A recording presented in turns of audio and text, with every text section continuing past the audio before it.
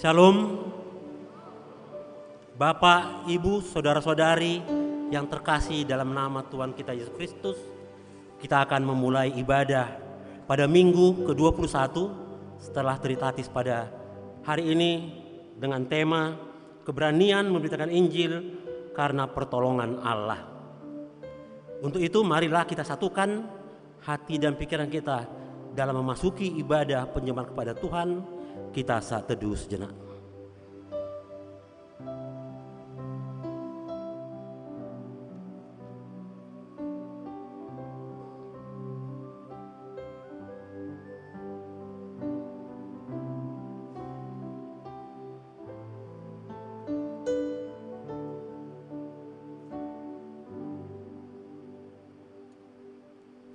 Sebagai pembukaan ibadah, kita bernyanyi dari Kidung Jemaat nomor 10 ayat 1 sampai dengan ayat 3.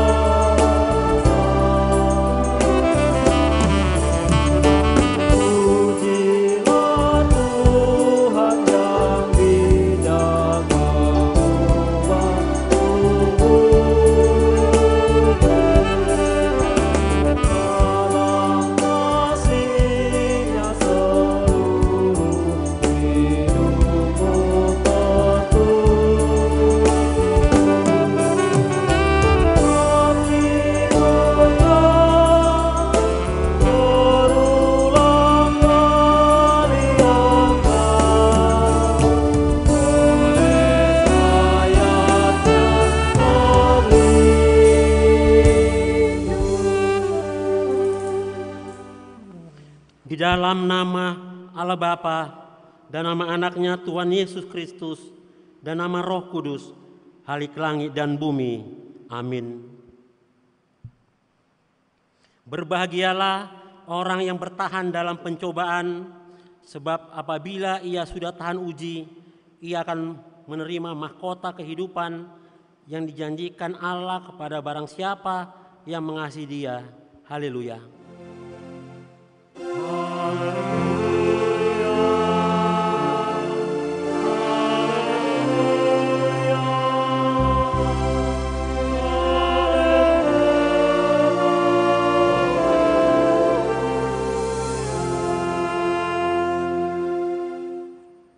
Ya Tuhan Allah yang Maha Kuasa dan Pemurah, kasih-Mu adalah kekal selama-lamanya. Kami mengucap syukur kepadamu karena Engkau telah memelihara hidup kami hari lepas hari hingga pada saat ini. Kami memuji Engkau karena Engkau telah menerima berita kesukaan dari anak-Mu Yesus Kristus yang memberikan hidup yang kekal kepada kami. Kami mengucapkan terima kasih kepadamu karena Engkau telah memberikan firman-Mu yang kudus itu kepada kami di dalam damai dan sukacita. Kasihanilah kami ya Tuhan, berilah kami kekuatan untuk melakukan firman-Mu itu dengan hati yang tulus. Ajarlah kami serta perbaharuilah hati kami agar semakin suci di hadapan-Mu sampai akhir hidup kami di dalam Tuhan Yesus Kristus Tuhan kami. Amin.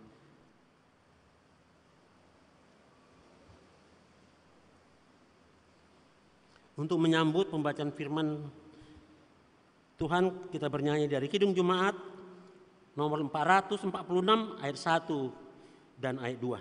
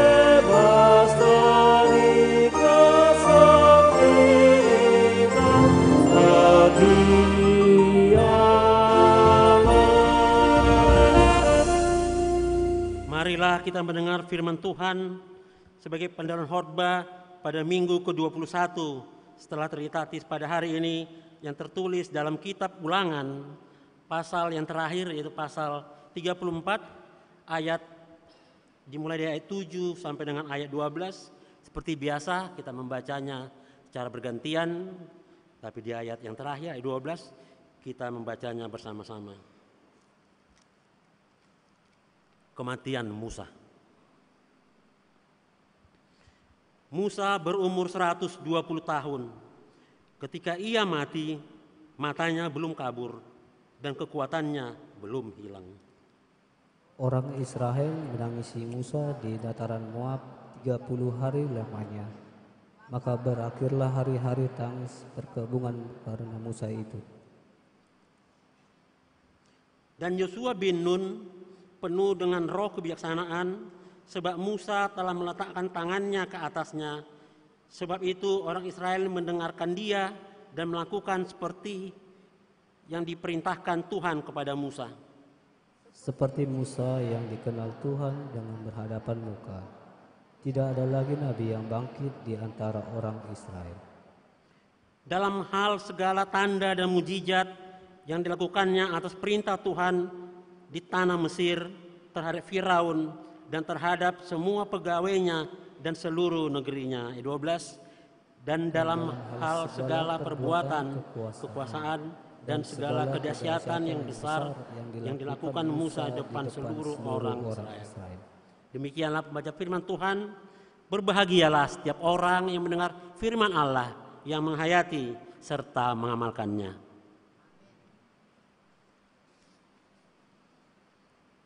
Mari kita bernyanyi dari Kidung Jemaat nomor 382 ayat 1 dan ayat 2.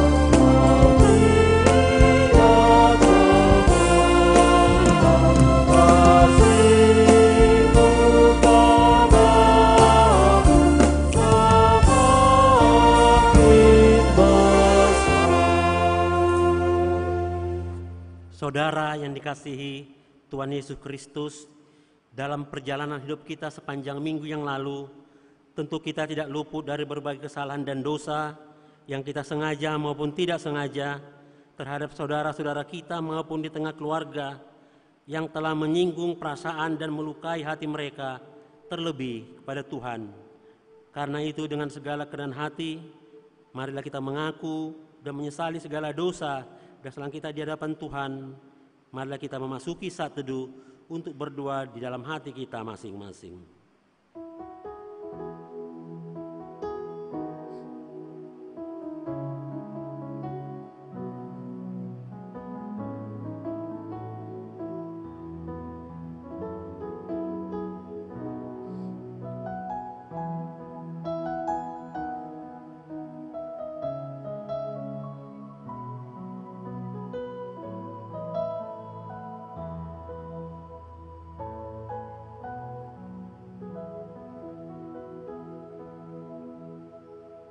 Mari kita berdoa mohon pengampunan dosa. Bapa kami yang di sorga yang maha pengasih, kami datang bersembah sujud di hadapan-Mu, mengaku dan menyesali segala dosa dan kejahatan kami.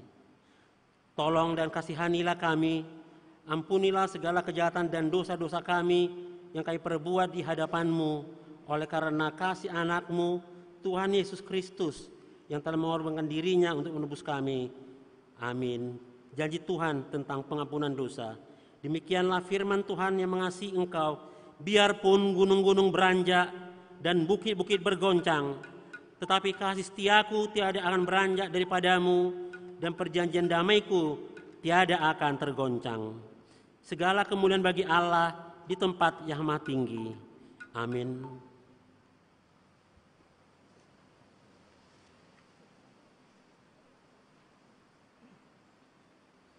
Kita bernyanyi dari Kidung Jemaat nomor 281 ayat 1 dan ayat 3.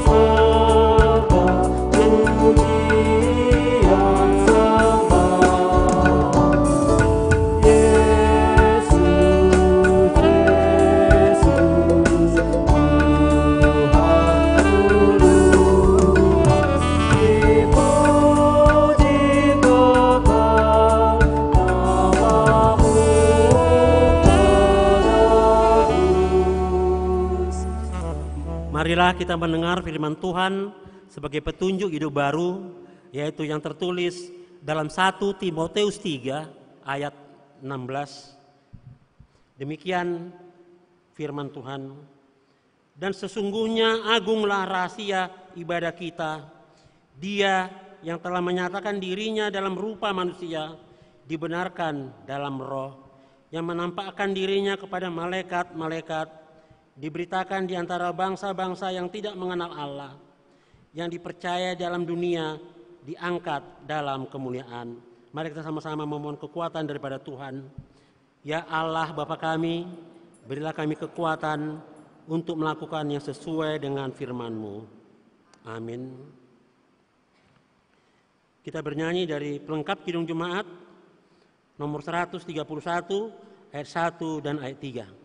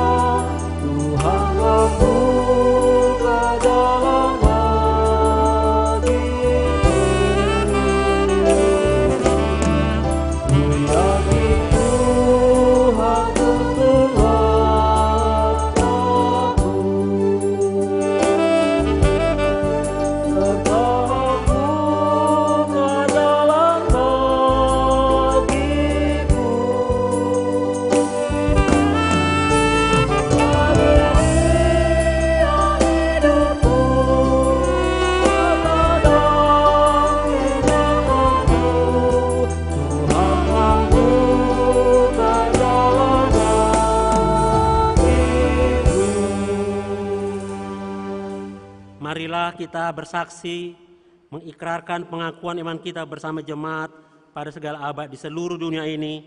Kita mengucapkannya bersama-sama. Aku percaya kepada Allah Bapa yang Maha Kuasa, Khalik langit dan bumi. Aku percaya kepada Yesus Kristus, anaknya yang tunggal Tuhan kita, yang dikandung daripada Roh Kudus, lahir dari anak darah Maria, yang menderita di bawah pemerintahan Pontius Pilatus, disalibkan, mati dan dikuburkan, turun ke dalam kerajaan maut. Pada hari ketiga, bangkit pula dari antara orang mati, naik ke sorga, duduk di sebelah kanan Allah, Bapa yang Maha Kuasa, dan akan datang dari sana untuk menghakimi orang yang hidup dan yang mati. Aku percaya kepada Roh Kudus, gereja yang kudus dan am, persekutuan orang kudus, pengampunan dosa, kebangkitan daging, dan hidup yang kekal. Amin.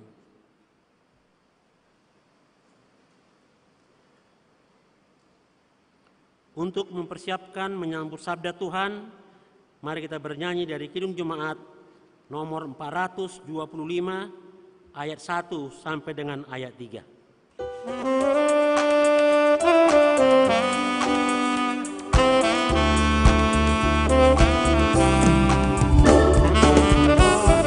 Suara dari seberang, kirimlah cahayamu pada jiwa dan dosa memberat. Kirimlah cahayamu, kirimlah berita Injil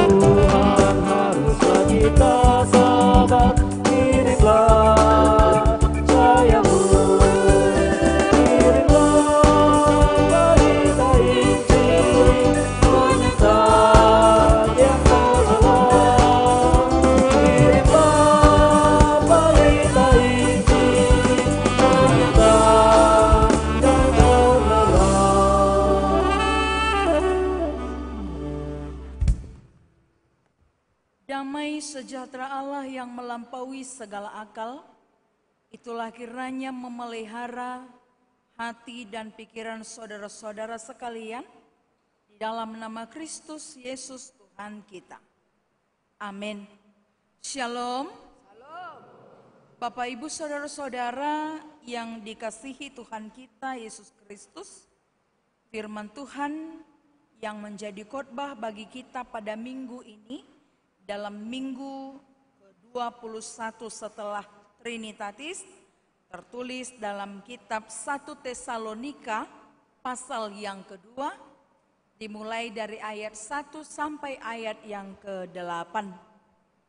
1 Tesalonika 2 ayat 1 sampai ayat yang ke-8 beginilah dituliskan. Pelayanan Paulus di Tesalonika. Kamu sendiri pun memang tahu, saudara-saudara, bahwa kedatangan kami di antaramu tidaklah sia-sia. Tetapi sungguh pun kami sebelumnya, seperti kamu tahu, telah dianiaya dan dihina di Filipi. Namun dengan pertolongan Allah kita, kami beroleh keberanian untuk memberitakan Injil Allah kepada kamu dalam perjuangan yang berat. Sebab nasihat kami tidak lahir dari kesesatan atau dari maksud yang tidak murni dan juga tidak disertai tipu daya. Sebaliknya, karena Allah telah menganggap kami layak untuk mempercayakan Injil kepada kami, karena itulah kami berbicara, bukan untuk menyukakan manusia, melainkan untuk menyukakan Allah yang menguji hati kita. Karena kami tidak pernah bermulut manis, hal itu kamu ketahui, dan tidak pernah mempunyai maksud loba yang tersembunyi. Allah adalah saksi, juga tidak pernah kami mencari pujian dari manusia, baik dari kamu maupun dari orang-orang lain, sekalipun kami dapat berbuat demikian sebagai rasul-rasul Kristus. Tetapi kami berlaku ramah di antara kamu, sama seperti seorang ibu mengasuh dan merawati anaknya. Demikianlah kami dalam kasih sayang yang besar akan kamu, bukan saja rela membagi Injil Allah dengan kamu, tetapi juga hidup kami sendiri dengan kamu, karena kamu telah kami kasihi. Demikian pembacaan firman Tuhan. Bapak Ibu, saudara-saudara yang dikasihi Tuhan kita Yesus Kristus, barangkali kita pernah mendengar cerita atau ilustrasi tentang kisah kematian seekor kerbau karena gosip. Konon katanya kerbau ini berteman dengan beberapa binatang lainnya. Suatu ketika si kerbau ini beristirahat di bawah pohon dan dia sedang bersama dengan temannya bernama sapi. Dia katakan sama si sapi demikian, "Teman, saya mau istirahat dahulu karena saya lelah dan sangat capek. Mungkin besok pun saya ndak usah dulu bekerja." Begitu kata si kerbau. Mendengar itu, temannya si sapi pergi meninggalkannya dan berjumpa dengan temannya yang lain. Kemudian si sapi ini bertemu dengan si kambing. Dia pun menceritakan apa yang dikeluhkan oleh sang kerbau. Dia katakan seperti ini, "Kau tahu kambing?" Si kerbau katanya, "Besok enggak mau lagi bekerja. Karena dia terlalu lelah dibuat sang majikannya." Lalu mendengar itu, si kambing juga pergi dan menemui temannya si kucing. Kemudian dia menceritakan berita si kerbau ini sama si kucing. Katanya seperti ini, "Engkau tahu kucing, Katanya si kerbau itu nggak mau lagi bekerja, nggak mau lagi membajak dengan tuannya. Kenapa? Karena tuannya memaksa dia bekerja dan sangat keras sekali. Karena itu nggak mau lagi dia bekerja sama tuannya, kata si kucing. Lalu kemudian si kucing pun bercerita kepada temannya yang lain, binatang lain, yaitu anjing. Biar tahu kau anjing, ku dengar si kerbau itu sudah nggak mau lagi bekerja dengan tuannya. Apapun alasannya, pokoknya sudah keterlaluan rasanya tuannya itu. Mempekerjakannya dengan paksa, dengan sangat kejam, tapi tidak memberikan apa yang menjadi haknya, katanya. Begitulah cerita berantai itu dibicarakan, diberitakan dari satu ke yang lainnya, bergulir sampai akhirnya berita itu disampaikan kepada tuan sang kerbau. Disampaikan kepada tuannya, lalu berita yang disampaikan begini, "Hei engkau tuan kerbau, kau ini sangat kejam, kau ini sungguh luar biasa, karena kekejamanmu sehingga kerbau yang seharusnya bisa membantumu sudah nggak mau lagi bekerja denganmu, apapun alasannya, karena engkau sungguh terlalu memperlakukannya. Sekalipun engkau tuan, sekalipun engkau adalah majikannya, tapi nggak sepantasnya kamu memperlakukannya seperti itu." Katanya seperti itu. Barangkali kalau kita mau menyimpulkan ini, berita yang awalnya adalah cacing, tapi yang sampai di luar adalah naga.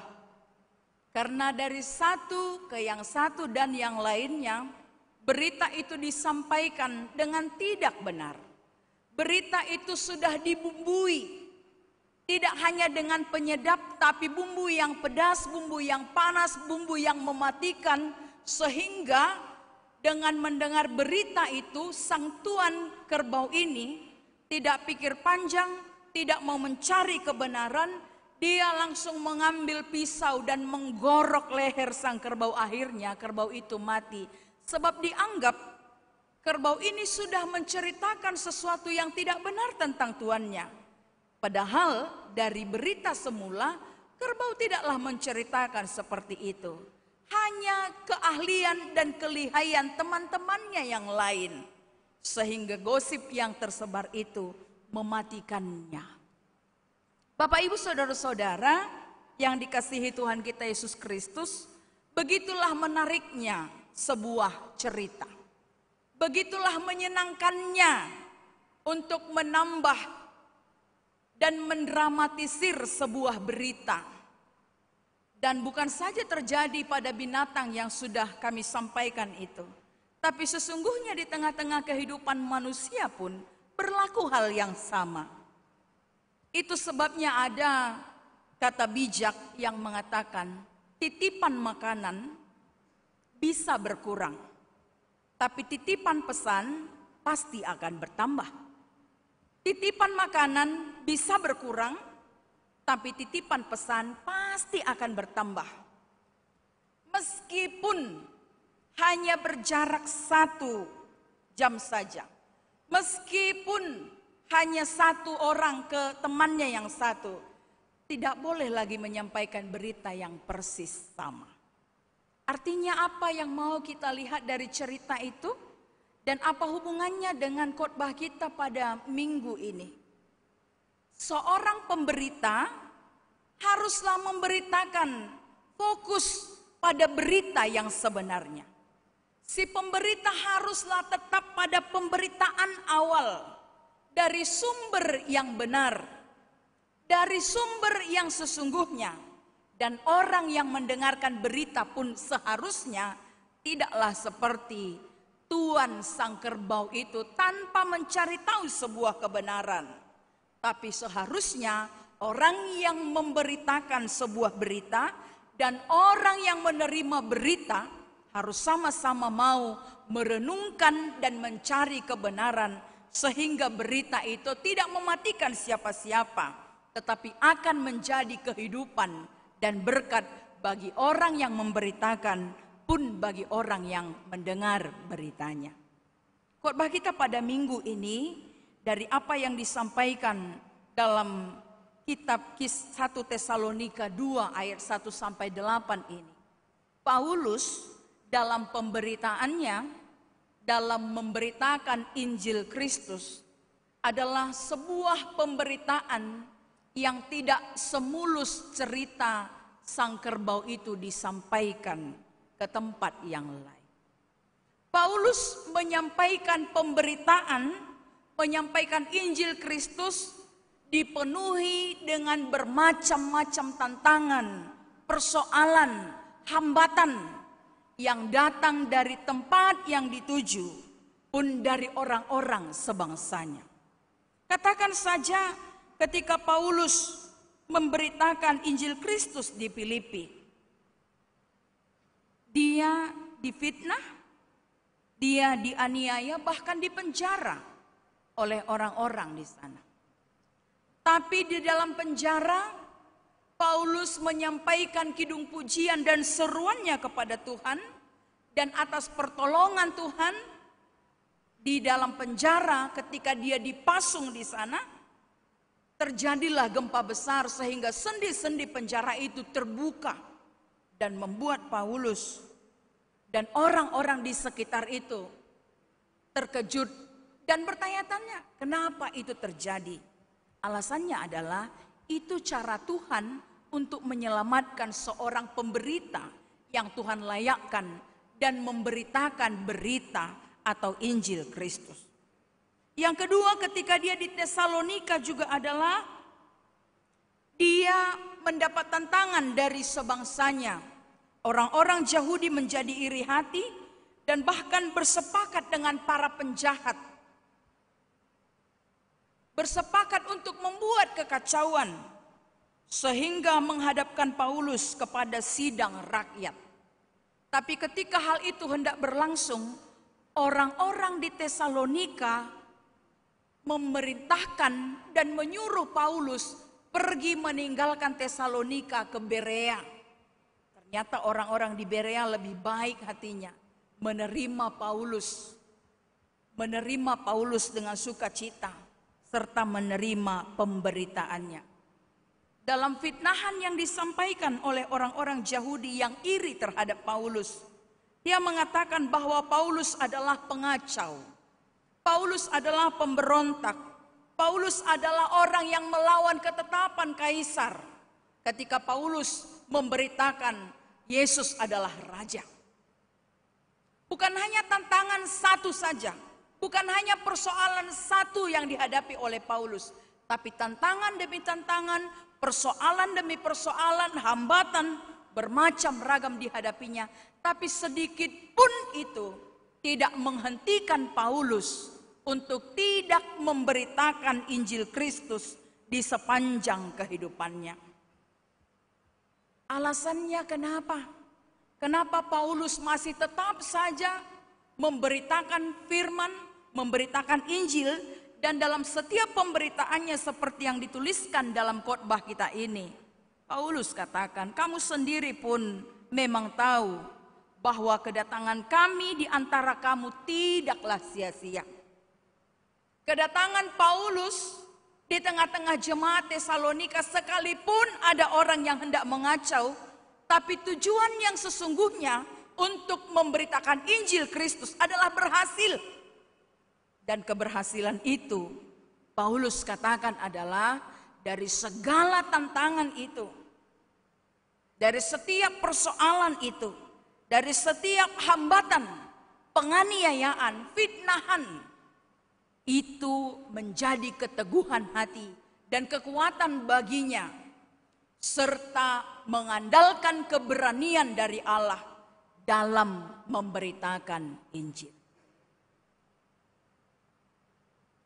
Pemberitaan itu boleh terlaksana bukan karena kemampuan secara lahiriah maupun secara intelektual Paulus dan orang-orang yang ikut melayani pada saat itu. Tapi dia dimampukan karena keberanian, karena pertolongan yang daripada Tuhan, sehingga mereka dimampukan menghadapi begitu banyak tantangan dan persoalan dalam pemberitaan Injil Kristus. Karena itu Bapak Ibu Saudara-saudara yang dikasihi Tuhan kita Yesus Kristus, ketika Paulus dan kawan-kawannya dalam pemberitaan itu boleh berhasil, boleh menyampaikan dengan benar, memperoleh pertolongan daripada Tuhan, maka sesungguhnya kita pun juga dapat belajar, boleh belajar dan meneladani dari bagaimana Paulus menanggapi setiap pemberitaan palsu yang dituduhkan terhadap dia. Kita pun sesungguhnya boleh belajar dari firman ini untuk boleh mengerti dan menyikapi manakala diperhadapkan dengan tuduhan-tuduhan yang tidak benar terhadap diri kita, sehingga tujuan kita yang sesungguhnya ketika hendak memberitakan Injil Kristus tidak terhenti oleh kecerdikan dan kelihayan dunia mengacaukan rencana Tuhan di tengah-tengah kehidupan kita. Sehingga kita pun boleh katakan, kedatangan saya di gereja Pamen tidak sia-sia.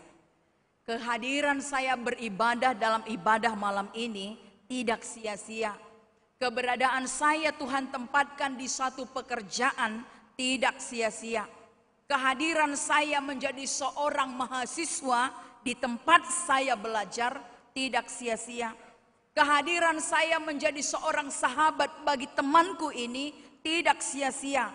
Sebab tujuan kita, maksud kita yang sesungguhnya adalah mau menyampaikan maksud Tuhan dimanapun kita berada, dimanapun kita bekerja, apapun profesi, apapun status kita, apapun keberadaan kita. Persoalannya bagi diri kita, masihkah terbuka hati kita? Masihkah kita mau memberikan hati kita sungguh-sungguh untuk turut serta dalam pemberitaan Injil Kristus? Ada banyak orang ketika menghadapi satu tantangan, tantangan itu akan mematikan semangatnya yang berapi-api. Sebab dalam pikirannya pada awalnya, kalau maksud kita baik, kalau tujuan kita mau menyampaikan pemberitaan Injil Kristus, kalau tujuan kita itu untuk kebaikan, pasti berjalan mulus. Itu kan sering pemikiran kita. Tapi fakta berkata lain. Maksud paling baik pun dari hati kita belum tentu mendapat respon baik dari orang-orang di sekeliling kita. Sering sekali tujuan kita, maksud kita baik, tapi ditanggapi tidak baik dan disambut tidak baik oleh orang-orang sekitar. Tapi ketika kita mau meneladani apa yang dilakukan oleh Paulus, dengan sungguh-sungguh menerima apa yang sudah dilayakkan oleh Tuhan atas dirinya. Karena dia katakan itu dalam khotbah kita ini. Dia tetap mau melakukan pemberitaan itu murni. Fokusnya hanya kepada Kristus. Fokusnya hanya kepada kepercayaan yang sudah dilayakkan oleh Allah kepada dirinya. Maka hari ini kita boleh katakan, apa yang sudah Tuhan layakkan bagi Bapak Ibu Saudara-saudari sekalian, lakukanlah seperti yang Tuhan sudah percayakan bahwa kita layak ada di sana.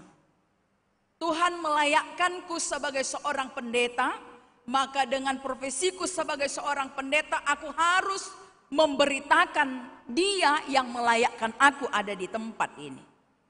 Tuhan yang sudah melayakkan Bapak Ibu Saudara-saudara menjadi penatua, maka beritakanlah Dia yang melayakkanmu ada sebagai penatua. Tuhan yang sudah melayakkan Bapak Ibu Saudara-saudara sebagai pendidik, maka dari hal pendidikan itu beritakan Dia yang melayakkanmu ada di sana. Jika Tuhan sudah melayakkan saudara sebagai seorang mahasiswa, beritakan Tuhan dari status kemahasiswaanmu, Dia yang melayakkanmu ada di sana. tidak fokus kepada yang lain. Tapi sering sekali ada orang yang pada pertengahan bahkan di akhir perjalanan hidupnya dia menjadi gagal fokus, bahkan hilang fokusnya. Kenapa? Karena di tengah jalan dia mendapat tantangan sehingga motivasinya pun berubah dan bahkan hilang.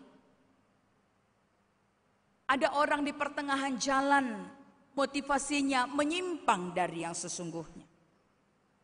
Kalau orang tetap pada motivasi awal, fokus kepada tujuan yang sesungguhnya,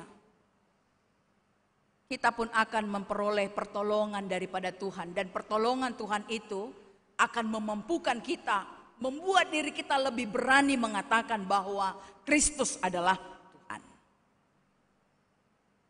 Paulus berani mengatakan itu dalam khotbah kita ini, karena dia katakan maksudnya adalah murni. Tujuannya bukan menyukakan hati manusia, tapi menyukakan hati Allah yang mempercayakan pemberitaan itu kepadanya. Dia juga tidak bermulut manis dan jauh dari tipu daya. Dia tidak mempunyai maksud loba yang menguntungkan diri sendiri. Dia tidak menginginkan pujian dari orang lain. Dan dia tidak hanya mau membagikan Injil Kristus di tengah-tengah pelayanannya, tetapi sungguh dia pun membagikan hidupnya. Dia tidak hanya membagikan Injil dari pemberitaannya, tapi membagikan hidupnya kepada orang-orang yang dilayaninya. Yang diibaratkan dalam khotbah kita ini seperti seorang ibu yang mengasuh dan merawat. Kita boleh bayangkan Bapak Ibu saudara-saudara yang dikasihi Tuhan, kalau ada seorang yang menunjukkan, menghadirkan dirinya seperti seorang ibu yang mengasuh dan merawat anaknya, memberikan hidupnya untuk anaknya, memberikan segala pikiran, tenaga, jiwa raganya untuk anaknya. Saya percaya nggak ada orang yang sia-sia dalam pemberitaannya. Tidak ada orang yang sia-sia dalam pelayanannya jika sungguh-sungguh dengan sepenuh hati seperti seorang ibu itu mengasuh dan merawati anaknya. Karena itu Bapak Ibu saudara-saudara, mari kita boleh melihat, memperhatikan dan merenungkan pemberitaan yang sudah kita lakukan di dalam kehidupan kita pribadi lepas pribadi. Bukan hanya seorang pendeta, tidak hanya penatua, tapi setiap kita yang hadir di sini, apa yang sudah kita perbuat dalam kehidupan kita dengan sepenuh jiwa raga kita.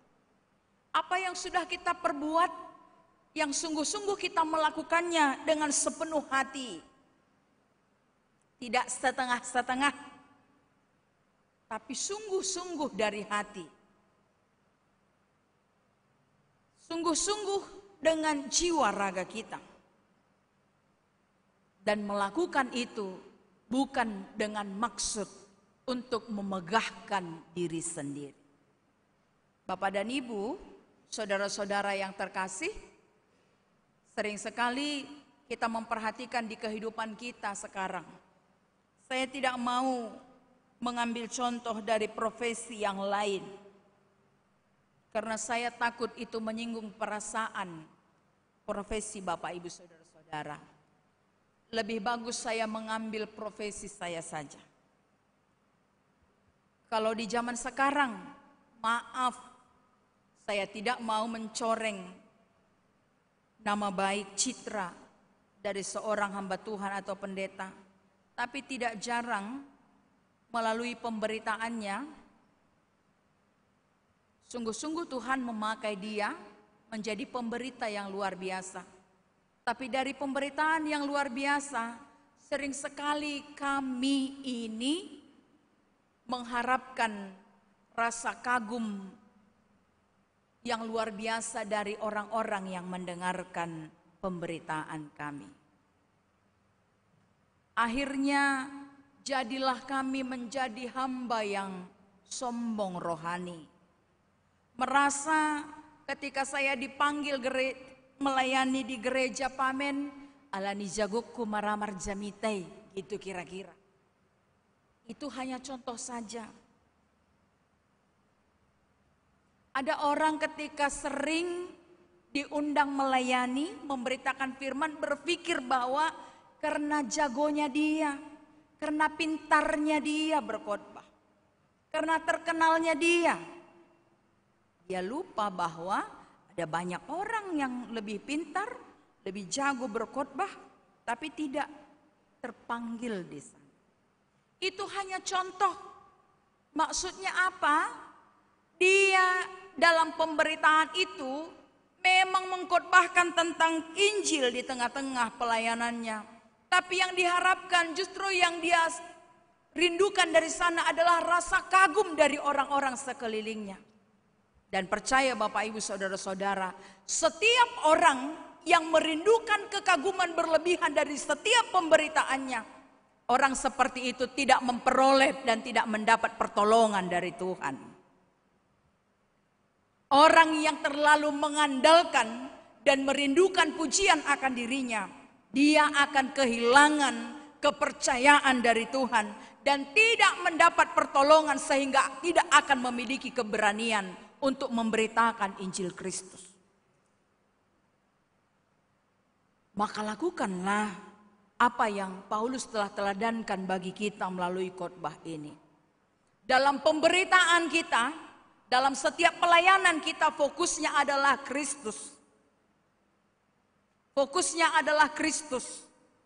Dan lakukan itu untuk Allah yang mempercayakan diri kita boleh memberitakan Injil itu di tengah-tengah kehidupan kita.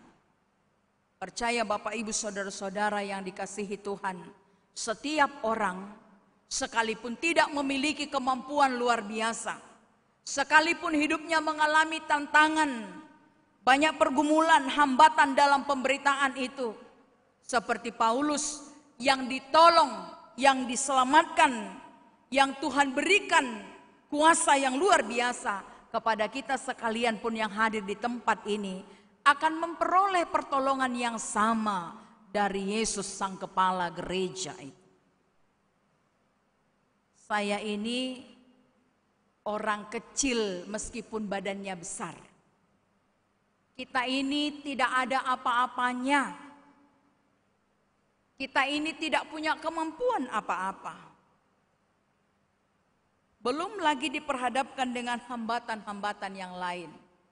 Tapi kita boleh ingat dong Bapak Ibu Saudara-saudara, hamba Tuhan maupun jemaat tidak lagi mengalami tantangan seperti yang dialami oleh Paulus dengan jemaat yang ada di Tesalonika pada saat itu. Tantangan kita enggak seperti itu kalilah. Gitu ya Bapak Ibu Saudara.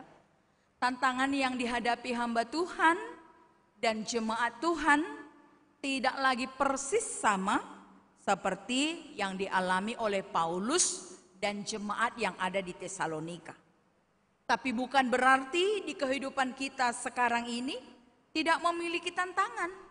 Ada tantangannya, tapi berbeda dengan yang dihadapi oleh mereka. Tapi kita mau diteguhkan, tantangan dan persoalan apapun yang akan kita hadapi. Nggak tahu, mungkin besok, lusa, atau kapanpun. Kita tidak boleh katakan nggak ada lagi tantangan. Mungkin akan ada tantangan yang persis sama seperti yang dialami oleh Paulus dengan jemaat di Tesalonika.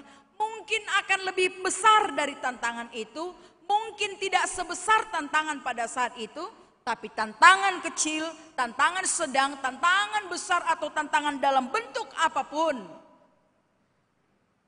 Tuhan akan tetap memberikan pertolongan bagi orang yang masih setia dan fokus pada tujuan utamanya untuk pemberitaan Injil Kristus yang diberikan oleh Allah di dalam kehidupannya. Dan orang yang memberitakan itu akan menjadi saluran berkat di sekelilingnya.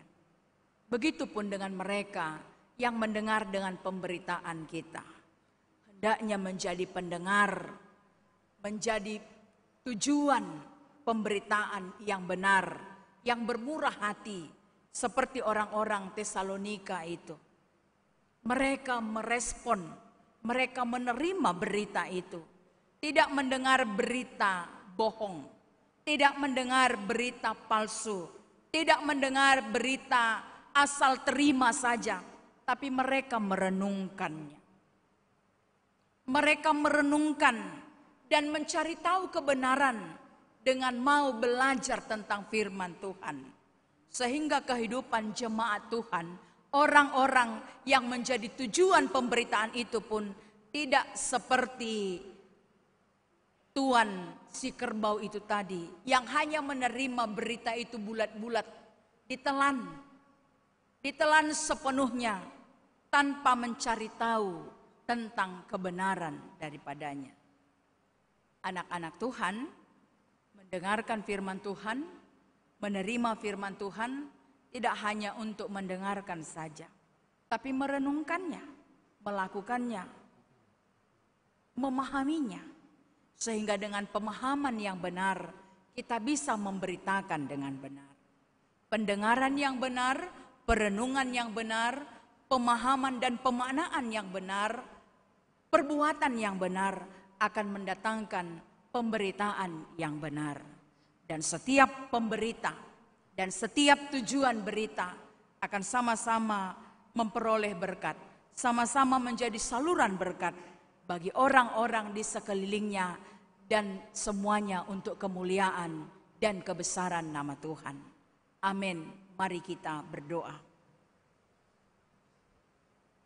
Kembali kami datang ke hadapan-Mu Tuhan, untuk menaikkan syukur dan terima kasih kami atas segala kebaikan dan cinta kasih-Mu yang boleh kami rasakan di sepanjang kehidupan kami. Kami bersyukur karena dalam kesempatan ini pun kami boleh diteguhkan melalui firman-Mu yang telah mengingatkan kami untuk senantiasa berharap akan pertolongan Tuhan, sehingga itu menjadi kekuatan kami, keberanian kami untuk melakukan setiap tugas dan tanggung jawab yang Tuhan percayakan bagi masing-masing kami. Berkatilah seluruhnya jemaat-Mu yang hadir dalam ibadah malam ini.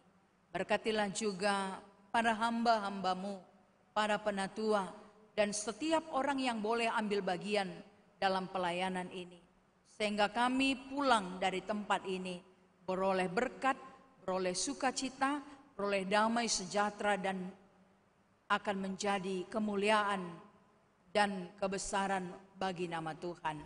Terima kasih Allah Bapa di sorga. Inilah doa permohonan kami sampaikan melalui anak-Mu, Juru Selamat kami yang hidup. Amin.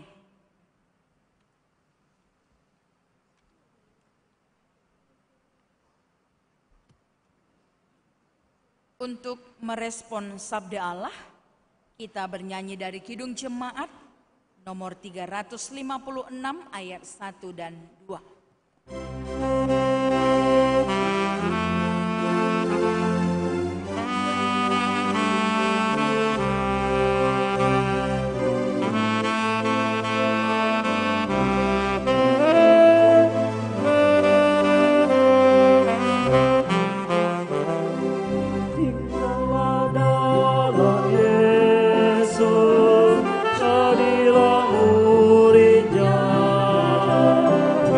Ajarlah firman Tuhan, taat kepadanya. Tinggallah dalam Yesus, andalkan kuasa-Nya.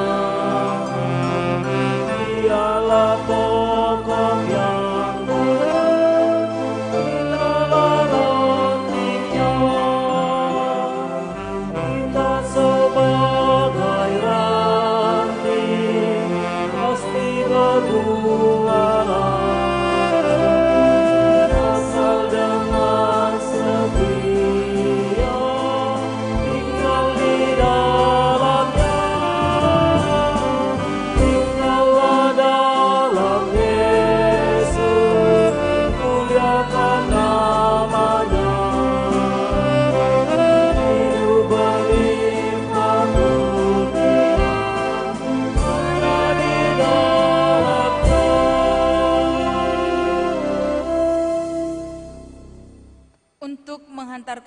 kita memberi kurban persembahan syukur, marilah kita mendengar firman Tuhan yang tertulis dalam kitab 1 Petrus pasal yang kedua ayat yang kelima. Beginilah firman Tuhan. Dan biarlah kamu juga dipergunakan sebagai batu hidup untuk pembangunan suatu rumah rohani bagi suatu imamat kudus, untuk mempersembahkan persembahan rohani yang karena Yesus Kristus berkenan kepada Allah, kita mengumpulkan persembahan.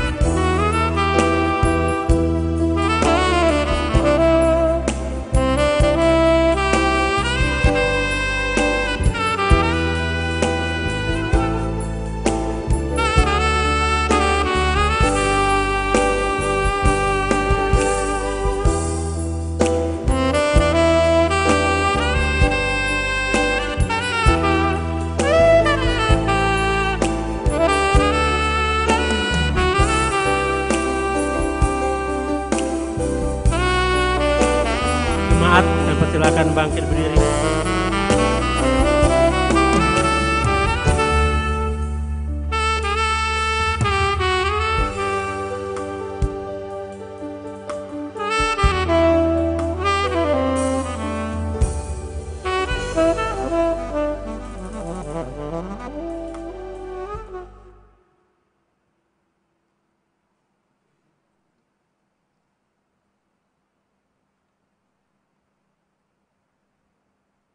Marilah kita berdoa. Ya Allah Bapa kami yang di sorga, kami mengaku dengan setulus hati, Engkaulah sumber segala berkat dan karunia. Di sini kami memberikan persembahan syukur kami kepadamu. Terimalah persembahan umat-Mu dan berkatilah menjadi alat kesaksian, persekutuan, dan pelayanan jemaat-Mu ini. Jadikanlah hidup kami persembahan yang berkenan kepadamu, dan pakailah hidup kami untuk turut menghadirkan tanda-tanda kerajaan-Mu di seluruh dunia ini. Keadilan, kasih, dan damai sejahtera, sukacita. Bukalah hati kami oleh Roh Kudus-Mu, agar kami senantiasa mengucapkan syukur kepadamu. Di dalam nama Yesus Kristus Tuhan kami. Amin. Aku suka membakti pada orang tentunya, agar Tuhan dipuji tiap orang di dunia. Kepada Tuhan ku beri persembahan, tangan diri tak tahu apa laku yang ada. Bapa kami yang di sorga, dikuduskanlah namamu, datanglah kerajaan-Mu, jadilah kehendak-Mu di bumi seperti di sorga. Berikanlah kami pada hari ini makanan kami yang secukupnya, dan ampunilah kami akan kesalahan kami, seperti kami juga mengampuni orang yang bersalah kepada kami. Dan janganlah membawa kami ke dalam pencobaan, tetapi lepaskanlah kami daripada yang jahat.